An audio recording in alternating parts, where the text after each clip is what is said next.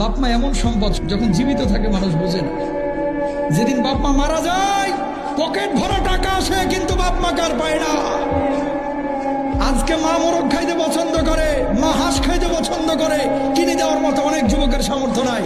কালকে পকেট ভরা টাকা আসবে যে প্রতিদিন মাকে একটা হাঁস খাওয়াইতে পারবো, সেদিন বাপ মার থাকবে না ভাই।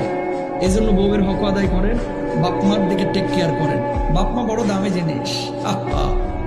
যেদিন জন্ম দিয়েছে তার স্বামী না জানি এবার মরে যায়। কত মানুষ তো জন্ম দেওয়ার সময় মারা যায়, তুমি আমারও মাফ করে দিও।